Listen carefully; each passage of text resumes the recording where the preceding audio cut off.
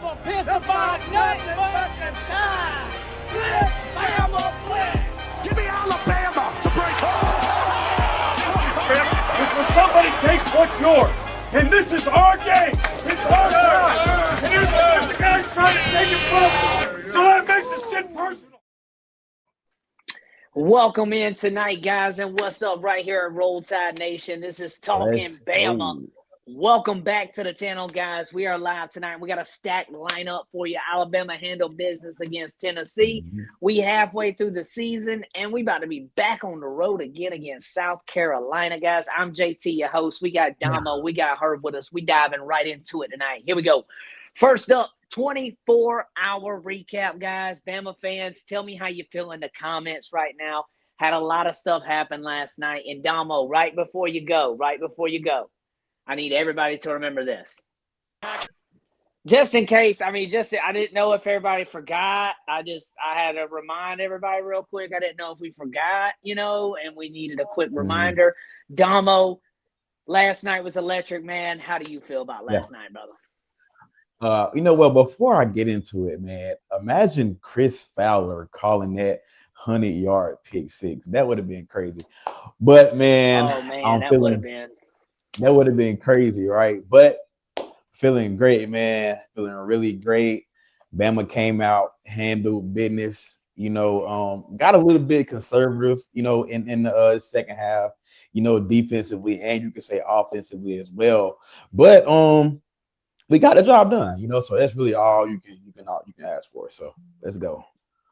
I agree. It is all you can ask for. And when you guys think about it, like Kat said right here, make sure you guys hit the like. Make sure you guys are subscribed to the channel as well, guys. We're going to get into it tonight. This is by the fans, for the fans. My man Herb at the bottom right here.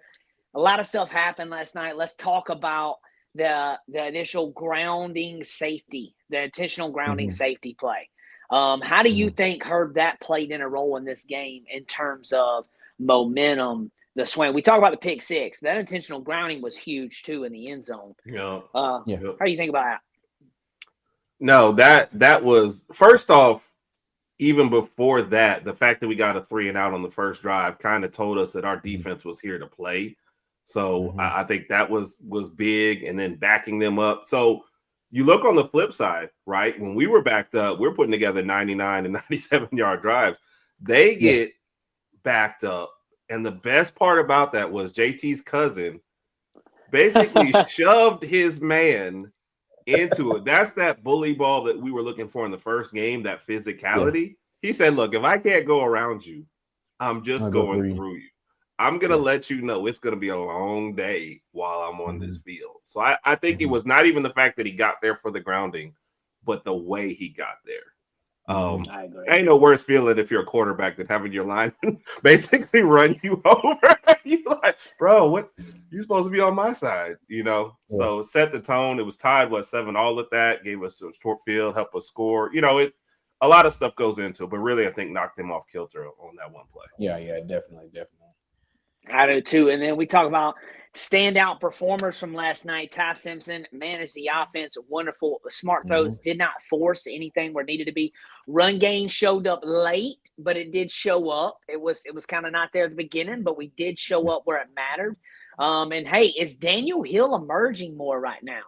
I mean, somebody talked about a preseason injury for him kind of being lingering, and then now him being back 100% now. Hey, that man's running with some anger out there, and it shows at his size too. The defense aggressive all night, open field tackling, pressure, turnovers, all that good stuff. Damo, what's it on the defense? What's a moment you like?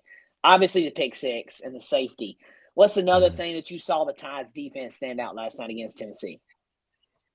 I gotta say the pass rush.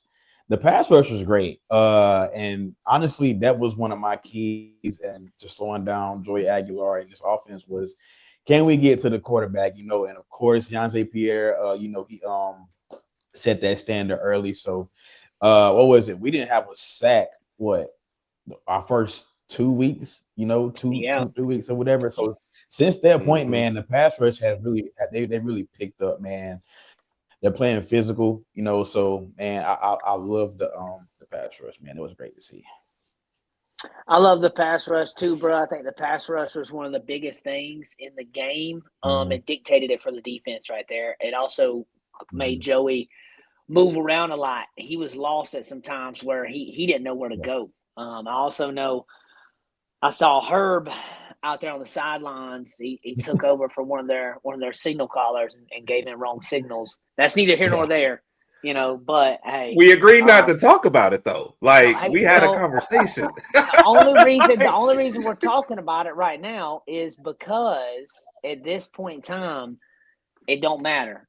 Okay, It don't matter because if you look at it and break it down, Spiker put his hand through a wall, so he's been in the ER. He's been hurt. Tennessee fans are losing it. I saw a video of a Tennessee fan, and this could have easily been me too because I'm crazy. Yeah. But the Tennessee fan ripped his shirt off, walked outside, slammed the door, and hey, man, we're talking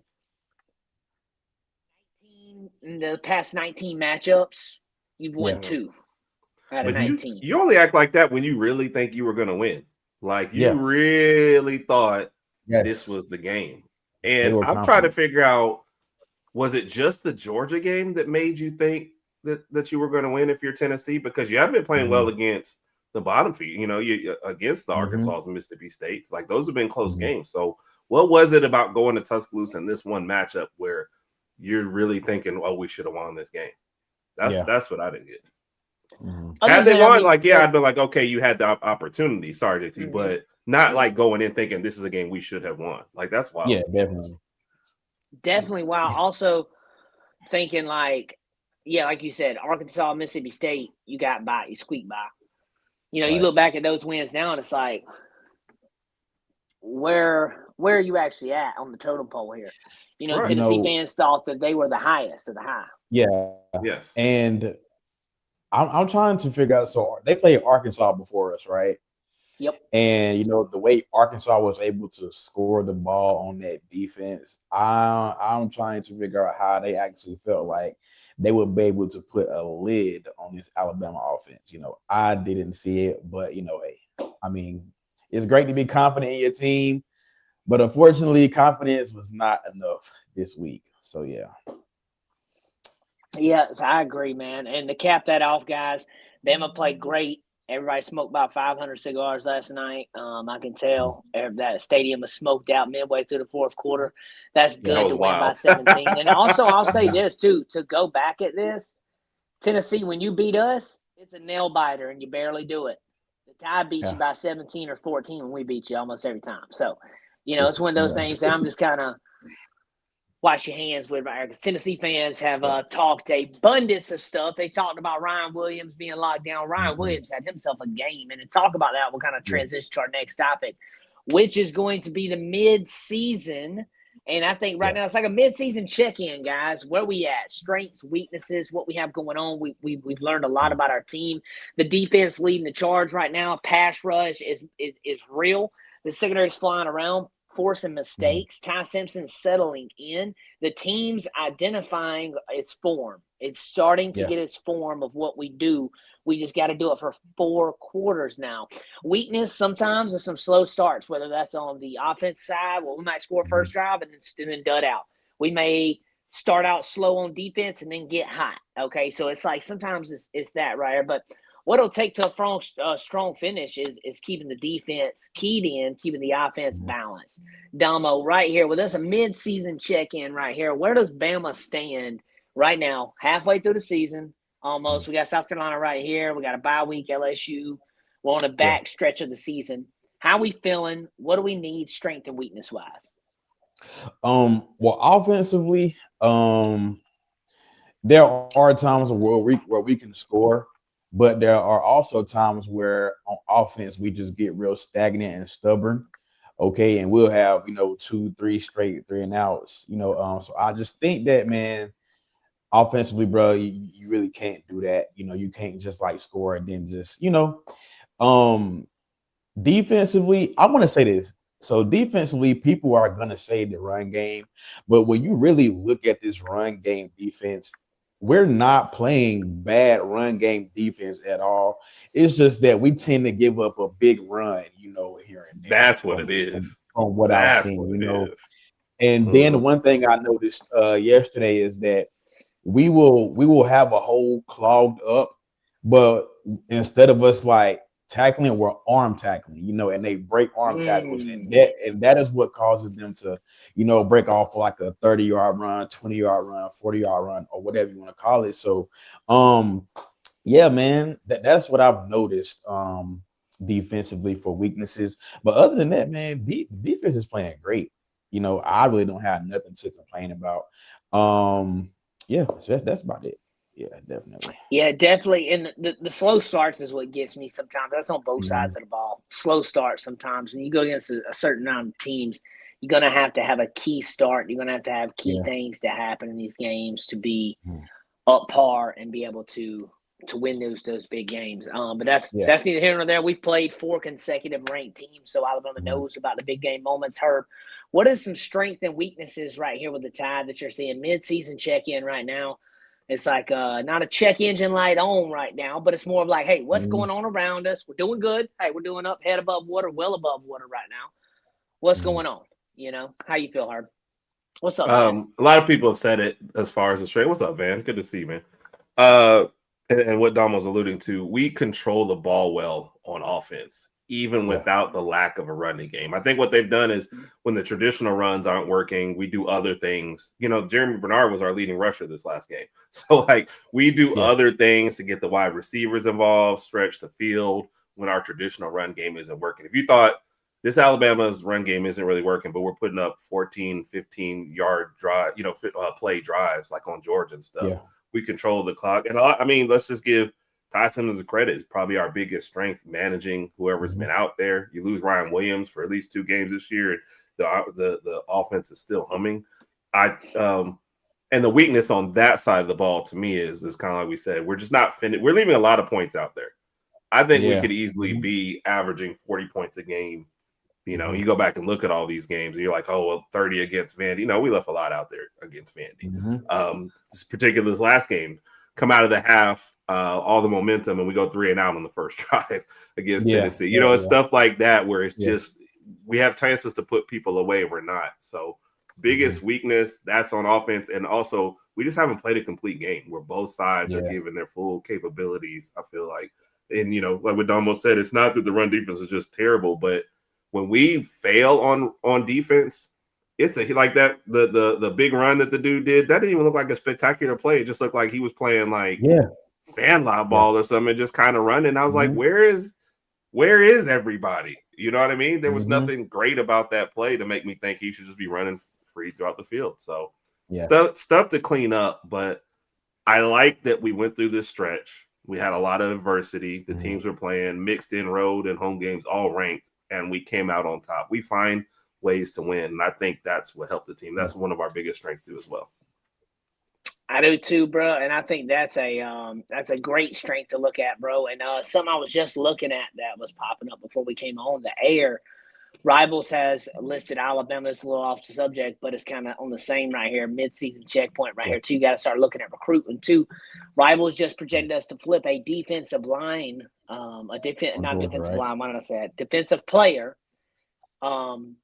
right now that's a commit somewhere else. Also, with us getting that quarterback we just got too, I think recruiting right now is going great for DeBoer too. We can talk about the strengths and weaknesses of this team right here and right now too, while also looking a little bit ahead, because as a head coach, you got to do that. And I think the 2026, 2027 classes are lining up just to be – it's almost like a reload thing, like with Saban. It's almost like a reload. And now it's going to be when DeBoer gets his guys in, getting that rolling, keeping it going. And, guys, we get more success here, the more we're going to have to watch our back for our coach. Right now, he's not in those conversations. Yeah. Like the Penn State, like when that happened, obviously DeBoer, but maybe things got stagnant here, sour here, how fast that could turn. What if we would have lost to Vandy and lost Tennessee and then lost FSU? So it's just one of those things that you got to look at there. And that's why when we talked with the recruiting people before the year, one of the things they said was those visits during the year when they're going to games and they see the atmosphere and they see how the team play. Sometimes those are way more important than anything you did in the summer. Man, this is what gets those guys locked down. It is. And when we're talking about this, like, talk about Ryan Williams with his drops kind of early on in the season. And it's getting to the point now where, like, the other day, I went to this festival thing, had my Williams jersey on, and the kids were like, "Oh, Williams drops passes, man. He's washed. He ain't good." Da da da da. And they're like, they're young kids. Obviously, they're just into the hype. I looked at him. I was like, "Y'all know who Julio Jones is?" And they were all like, "Yeah, yeah, yeah, yeah." I was like, "You know how many passes he dropped too? I've watched him drop a lot of passes. It happens. It happens. But seeing Williams get back right in this game, not only get back right, that man's using hands out there. Man, that is very, very clutch. He was catching everything that was being thrown his way. That over the shoulder sideline catch had to be my favorite catch that he had. Man, that was a great one, man. That was my favorite catch right there. He's always tracked the ball really, really well. It's never been that part of it. He never just loses it totally. But did you ever think you'd be talking about a Ryan Williams get back game where he didn't score a touchdown?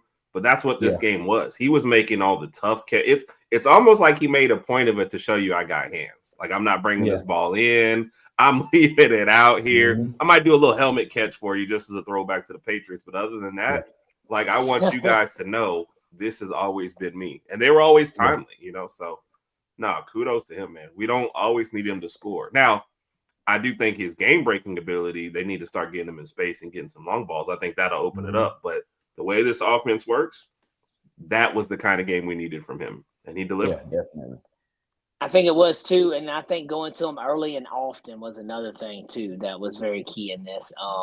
And I think him being able to push through this game, man. Like, they tried to call that one call back, man, where he get down with it or whatever. Ball did not touch the ground, man. The ball did not touch the ground. Great catch by him. I can't even be. Can't be upset, and that's for all the people that was hating on him. What's up, bro? I also want to speak on if you really go back and you look at it, there was a lot of plays where he was being held, and I mean held throughout the entire play, and it wasn't getting called. So kudos to him for just not going to the refs and complaining and just doing all the other stuff like that. So, he had a great game. Yep. He had a very great game, guys. And to talk about that, to kind of button this up right here, the midseason check-in, strengths and weaknesses, guys. Strengths, like I said, the defense, Ty Simpson, and team is identifying itself right now to the point to where we're seeing the offensive line get a little better. Hey, shout out to Foreman, man. Hey, great game last night, son. Not a bad one at all. I can't. Yeah, I would give him hell when it happens. It wasn't too bad last night. Yeah, was not too bad last night against a good front seven. Yeah, and that was a good front seven. That's not a. We were told it was the best we had faced so far, easily. And I think it's up there. I think you could really point to this offensive line and say that they are becoming a strength now. I would agree. Pass pro was great. Okay, when was the last time we seen Ty Simpson get sacked? Was it Missouri? I don't think Missouri had a sack. I don't think Missouri had a sack. I don't think Vanderbilt had a sack either. I think Vandy might have had one. I think Vandy might have had one. Yeah. I think the one where he should have held it too long, right? It said Missouri had 4 sacks against us. They did? I'll look it up. That fumble on the first one counts as a sack too, and that one against Missouri, where even though technically it wasn't his guy, that counts as a sack too. Yeah. And I know that Joshua Sheen, or I don't know if that's his last name or not. I can't remember his last name now. But that Josh from Vandy, the dude from Vandy, defensive lineman, the guy's really good.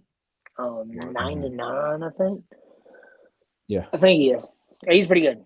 But the offensive line's coming together, though. Some of these sacks, though, that Ty can throw them away, the O-line's coming together. Sacks are going to happen. And that's really what it is, Yeah, and they're going to happen, and things will happen with that. But I think it comes down to him being able to move around, put your running back where they need to be to set it up. Ty does a great job of that already. So, put a button on that, guys. Alabama's doing great right now. We need to keep doing what we're doing. We need to tighten up the loose bolts a little bit here and there. We got a bye week coming up. We need that for injuries because injuries is creeping up on us right now, guys, especially on the D-line. Yeah. We'll get Quay back soon, which will be good. But at the same time, Pierre's been playing with his hair on fire. I don't see them cutting a lot of his PT right now. No. He said still need more for my inside backers, but I'm happy. Honest. Yeah, I feel that, man. Vandy had 4 sacks. Yeah. So, yeah, the O-line, though, at the same time, when you look at that, they're gelling better right now. They looked better last night. Yeah, now the run game's one thing. That's something we're all going to have to watch out for week to week, I feel. But, guys, putting on to the next one, guys. Back on the road again, baby. Bama's heading to South Carolina.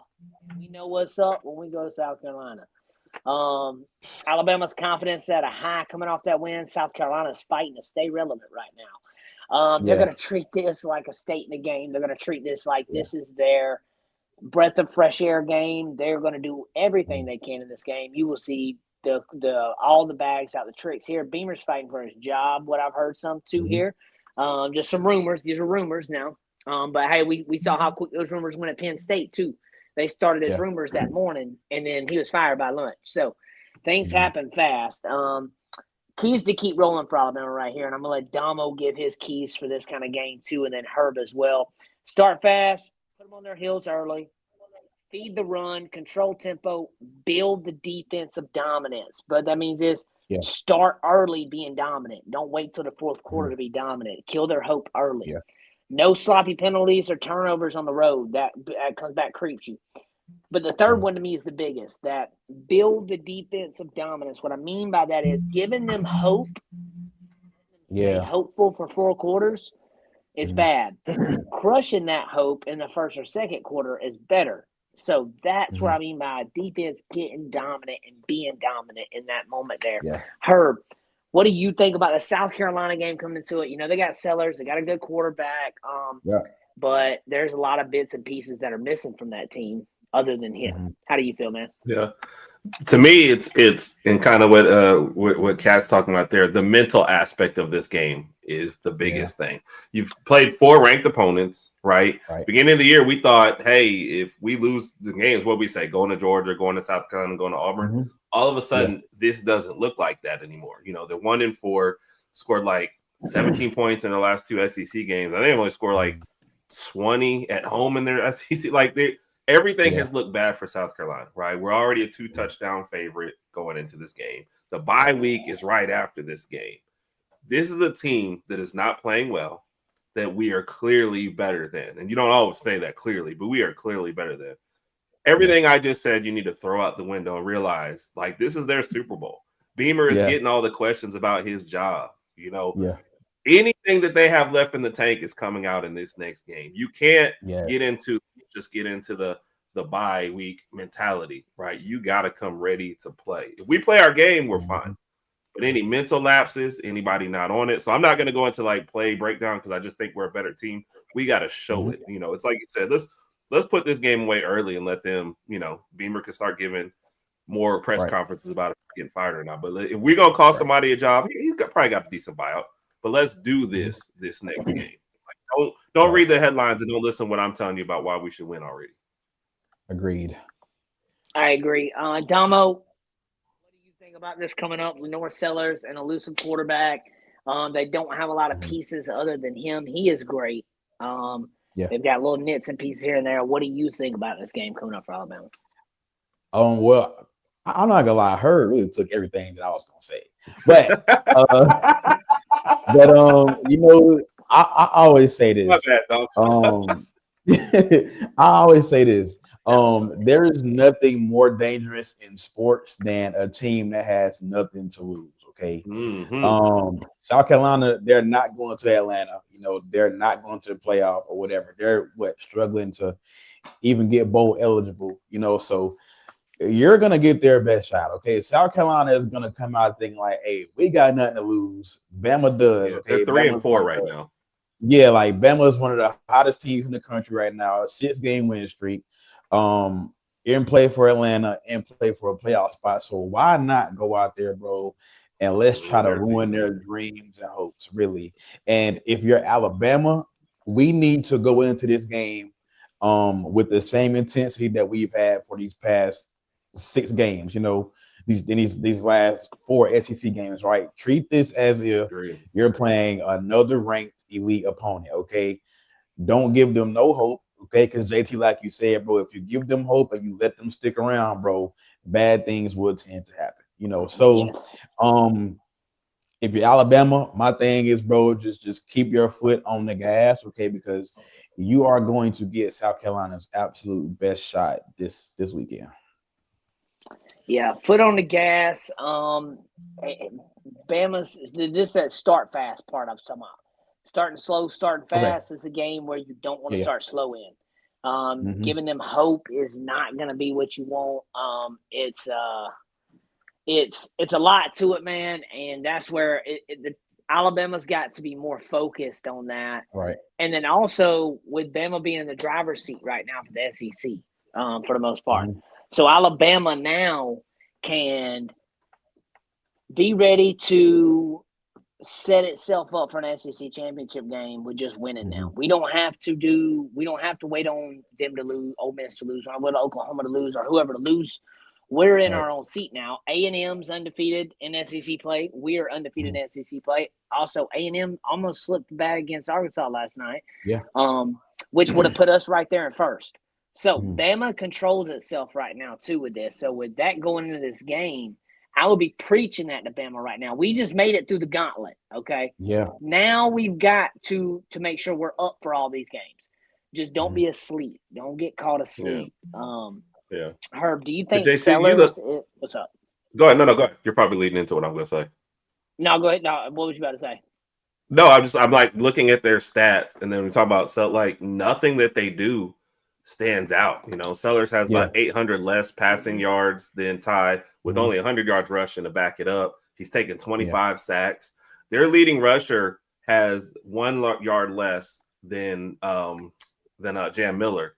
And Jam Miller missed, like 3-4 games already. You know what I'm saying? So I'm just looking at the stats. I mean to jump across there, but there's just like not anything that they're doing well. Right. And I think even when their defense is playing well, they're giving the other team way too many chances. This is one of those, if we play smart and ball control, I think we'll be fine. So I wanted to pull this up right here, guys, as well. Let me pull this banner off so we can see the bottom of it too. All right, so I wanted to pull this up. Can y'all see it too? Did it pop up for you? Yes, sir. Yup. The graphic. We're good. So basically, week 9 matchups right here. We know College game days going to Missouri and Vanderbilt. All right, and then we know we got UCLA taking on Indiana. We got Ole Miss, Oklahoma. That's going to be a good one as well.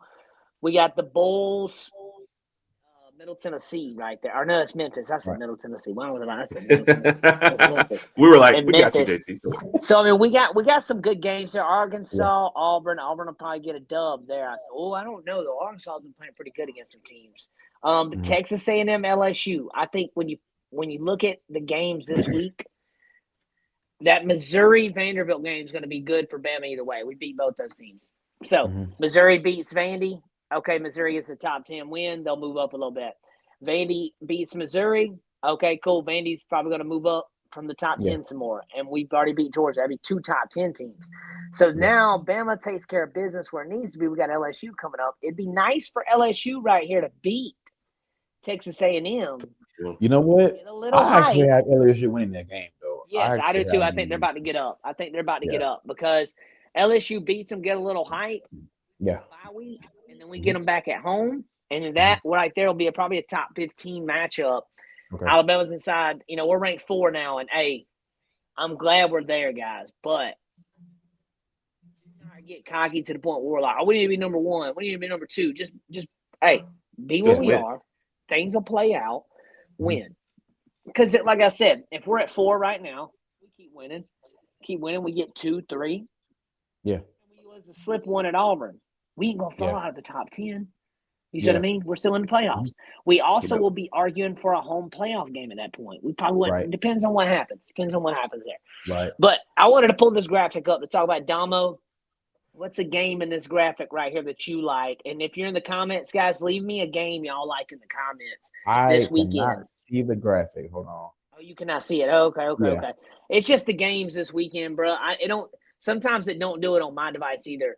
I see it on my computer though. That's how it does that sometimes. So, but what it is, bro, you got LSU, Indiana, Ole Miss, Oklahoma, Kansas State, Auburn, Arkansas, Bama, South Carolina. We got BYU, Iowa State, Texas A&M, LSU, and Michigan State. That's this one this weekend too. That's gonna be good. Honestly, bro, the one that I'm really gonna be looking forward to is other than ours. I'm gonna be looking at that LSU and Texas A&M game. Okay, I hate to be a LSU fan, whatever, but it would be nice if LSU did come out with that victory this weekend. So yeah, I'm gonna be looking at that game. And you said Georgia. Who does Georgia play? Georgia is off this week. It looks like. Oh, they're off this week. Okay. Well, yeah, the LSU and A&M game is the one that's gonna really have my attention. Definitely. Yeah, LSU, A&M. I like Ole Miss and Oklahoma too, right there. That's still they do play this we got Oklahoma coming up too, but LSU's before Oklahoma. So, Herb, who you like this one? Well, I think I like both Ole Miss, Oklahoma, and Mizzou Vandy are basically elimination games at this point. That's for the very least the SEC championship, all of them with one loss. And Oklahoma still has us coming up, so hopefully another loss. But it's also interesting to see, game day, Missouri, Vandy. Did you ever think you'd see that in your lifetime? Like I literally said that the other day. Today. And being an elimination game for the SEC championship. So that is wild. I think watching a game, I'd rather watch the Ole Miss Oklahoma game. But where are they playing for the stakes involved at Oklahoma? At Oklahoma, yeah. Is it a night game? 2:30. Looks like it is. No, I'm sorry, 11 o'clock. I'm sorry, 11 o'clock. 11. Oh, okay. Like all right. Yeah. So yeah, that's going to be a good one too there. And if you look at some things here, the schedule's kind of stacked right there. Yeah. I'm about to say this looks like another a pretty good Saturday right here of games. We got 1, 2, 3 top 25 ranked matchups. All 3 of those are SEC matchups. Missouri, Vandy. And before the season, we probably thought South Carolina would be one. Yeah, I said South Carolina was going to be an SEC championship. I was high on South Carolina, bro. I was so high on them. JT did say that. I know, and I'm so wrong on them, but I was so high on them. And I look at it now. I was high on South Carolina. Where I was high on South Carolina, it should have been probably Missouri. Yeah. Because Missouri looks about how I feel South Carolina right. And Missouri actually none of us pretty was, good. Man. You want to know? None of us was, though. This right here is probably off topic, but also if I'm Kalen DeBoer, okay, what I'm telling this team is a lot of teams can say they control their own destiny, but we literally do control our own destiny, okay? Yeah. All we got to do is win, fellas. That's really all we got to do. All we have to do is win. We got South Carolina. Don't think about Oklahoma yet. Okay, don't think about LSU yet. Okay, if we go out here and we handle South Carolina, okay, cool. Then we handle Oklahoma. Then we LSU. Like we control our own destiny. Nobody can mess this up but Alabama. So that's what I would tell this team this week. He said, "JT, blame That's that." That's a perfect message, man. That's on the SEC. He said in the comments, "Yeah, I get that, bro." It's also one of those things though that when you talk about blame that thought of South Carolina being an SEC game on alcohol. Hey, listen, JT had South Carolina with 1 loss. Okay, I did. I thought they'd be undefeated right now. I liked them. I thought they'd be good. You're not alone.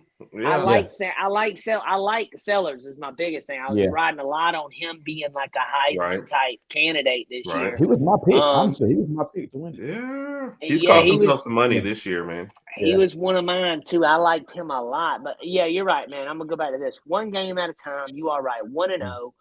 And that's how it was. We got to be 1-0 before we get ahead of ourselves. And that right there is one thing. We'll pull up a couple questions real quick from tonight's show. We only had, I think, like 2, though. Let's see. How's the team going to react when everybody tell them how great they are, Herb? Mm-hmm. I think Florida State being trash and being your victory, being your loss, is going to keep them from getting too high. And the fact that your margin for error, like if we had beat Florida State and we're undefeated and it got to your head, you can still afford 2 losses and make the playoffs. But right now, you're at that spot where you can drop one more game, but that's really, you don't want it to go into arguments. You don't want to go into discussions. So I don't think they can look past that anymore. We already got our butts handed to us in game 1, and you had scares against Vandy until late, scare against Missouri till, I don't think they're going to overlook anybody. I don't think anybody's telling them I think this team is ready to go out and prove it on the field. Yes, definitely. Yeah. Like Damo said, I've said it too. We control our own destiny. Don't put don't put it in the hands of nobody else. If you control it, do it yourself. You don't want some people in a room debating if you can go or not. Yeah, make sure everything that we want is right there in front of us. Yes, it really is. So, yeah. And then right here, what do y'all believe is the reason why we are playing soft cover so much on defense, which is allowing so many wide open receivers? Damo, what do you think about this, man? And you know what? So I was watching when I was watching the game. One thing that was really just bothering me, it was 3rd and 6, 3rd and 4. 3rd and 8, and we're giving 5 to 6 yard cushions. Yeah. I was not liking that at all. But if you ask me, I felt like they were playing conservative because they kind of felt like the game was already over. I'm not gonna lie. Once we got up 23-7, okay, at the half, they kind of relaxed, and your answer just is better as mine, That's something I was questioning myself last night. So yeah. And it's a couple things with it, man. That if you look at this right here, it depends on what they're doing, what covers they're in, what scheme they're in, depending on how they're playing guys. And Bama now doesn't run like it used to, where it used to just be man across the board almost. And you were on an island. You had to hold your own as a DB at Bama, or you got showed. And now it's a little different now. They still run a little man, but it's mixed with a lot of other stuff too. And I think that's some of it. At the same time, that we are giving some coverage out there like that. Yeah. And a lot of people went on Damani Jackson for it too, because he was giving out, it was a cushion on his side too. Some people were talking about. You want to know something? I think it was very interesting that we saw Dijon Lee start the game over Damani Jackson, so yeah. If you're going to see lack of effort and bad positioning, you'd rather see it from your freshmen. Not the lack of effort part, but if somebody's going to make a mistake, all right, freshman mistake versus you the guy that came back, I expect more from you. You know what I mean?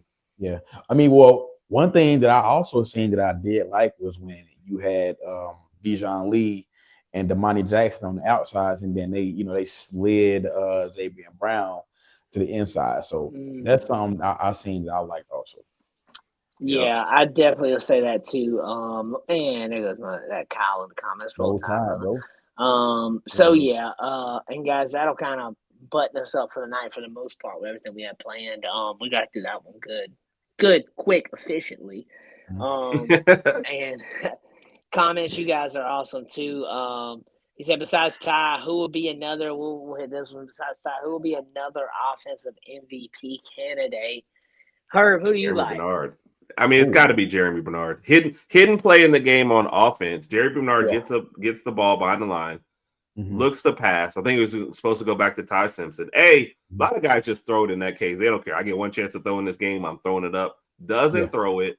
Splits a couple defenders. Breaks a couple tackles. 18-yard gain. Also has another 18-yard run on that same drive. And we go from 10-point lead back to 17-point lead.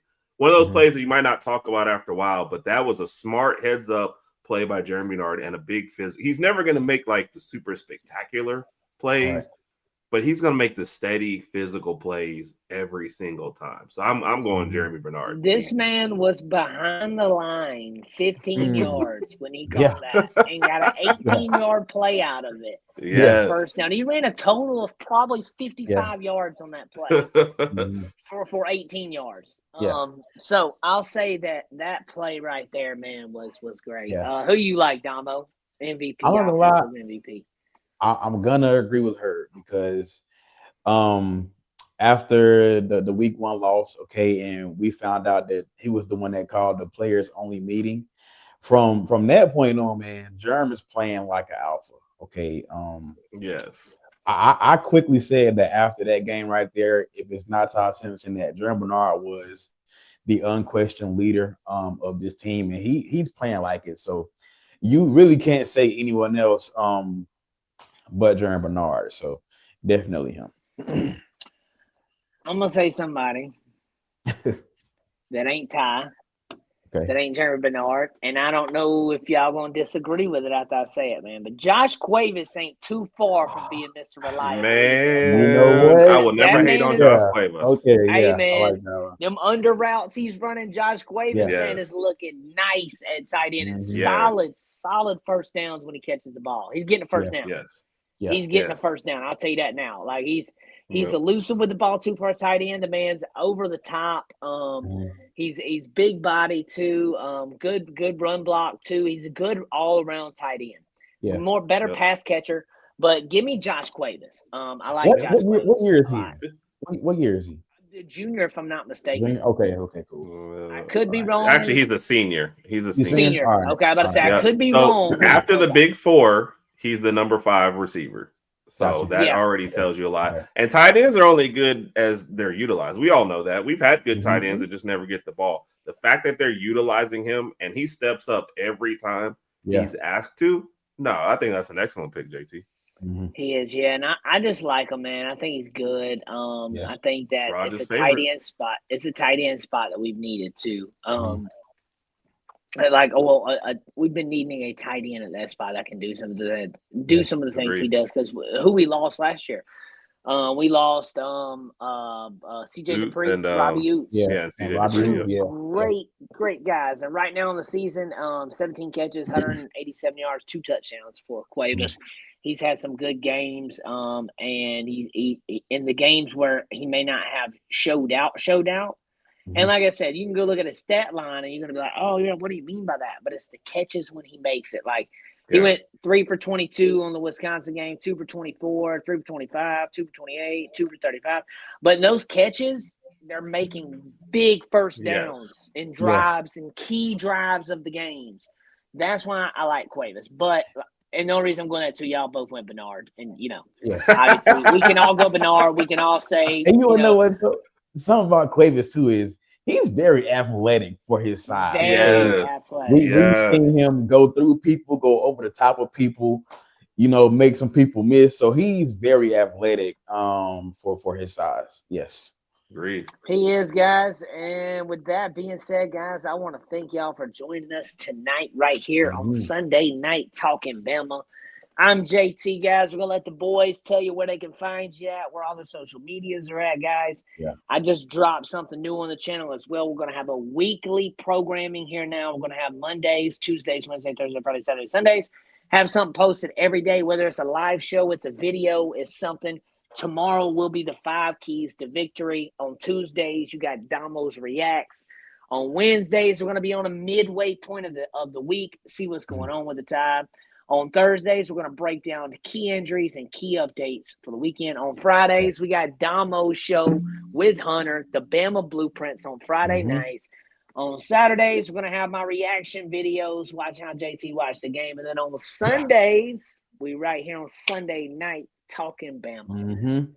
Damo, where can the people find you at, man, and what you got going on, brother? Y'all already know that you can find me on TikTok at Damo Reacts. Y'all already know how I spell my name. I ain't got to keep saying it for y'all every single week, right? So Damo_Reacts, okay? Friday nights, the Bama Blueprint, me and my brother Hunter, you know what I'm saying, co-hosting, okay? Sunday night Talk'N Bama, you can also find me here with what I always say, some of the best Alabama football voices you are going to hear. And also, I will be at the game this Saturday. Oh yeah, Domo will be at the game. Yeah, I will be at the game this Saturday. Heck yeah. And hey guys, if you're watching us anywhere but on the Roll Tide Nation network right now on YouTube, make sure you stop what you're doing right now. And I'm gonna do what I did last time. All 30 of you right now on Herb's Twitter that's watching us on Herb and Rod's Twitter, stop what you're doing. Come over to YouTube. Roll Tide _Nation. Subscribe to the channel, guys. Make sure you come over. If you're on Big Mike, I see all 9 of you watching us. Make sure you stop what you're doing. Come over to the YouTube channel, Roll Tide _Nation. Subscribe right here, guys. We got some great things going on. Herb, let the people know what y'all got going on with Herb and Raj. We know Darnell's going crazy over there with Raj. Yeah. Barely keep them together, you know. But how's things going? Well, since you mentioned it, Raj did have first Herb and Raj podcast where you check us out on YouTube. And then also we do a lot of stuff with Roll Tide Nation, so we're always crossing over there. Darnell video was out today, as well as our game balls from the game this past from yesterday too as well. Wednesday night is the live show, 8 p.m. Central, and then Saturday, grab a drink, come roll up with us. We either live streaming the end of the Bama game or live streaming, Texas A&M and LSU. We'll probably be live during the fourth quarter of that game, live streaming to the end. So roll up, join us, talk the game with us. And then, like I said, we're all over this channel too as well, man. And JT, man, you've done a great job with this channel, man, and bringing everybody together and being a great leader and loving the content, man. And I'm happy to just be a part of it, man. Appreciate it. And it didn't take them long either. It didn't take them long at all. No. So before we get into that, y'all give me my flowers. You guys have helped me get to where I am. Shout out to Big Mike. He isn't on with us tonight. We're going to get Big Mike on the show soon. Shout out to Mike. He's been helping us out with a lot of the graphics for the show. He's helped us out with the backdrop stuff. Herb and Rod just helped us out as well. So a huge shout out to the people that have helped me get to where I'm at too. This isn't just me. Now, I've done a lot of work to get here, yes, but I've had a lot of support, and I'm thankful for Herb. I'm thankful for Domo. Thankful for Hunter. Thankful for Big Mike. Thankful for Raj. These guys have helped out a lot. And have helped us. And even shout out to Justin Riley for helping us out at times too. And he's helped me out on the back end. Justin Riley, shout out to my man. He's helped me out a lot on the back end on some things too. And some of us know that history. We'll wash our hands. We are bygones be bygones, and this ain't nothing but a tie, baby. We're gonna let that roll like that. We win the show like this. Y'all have a good night. Tomorrow.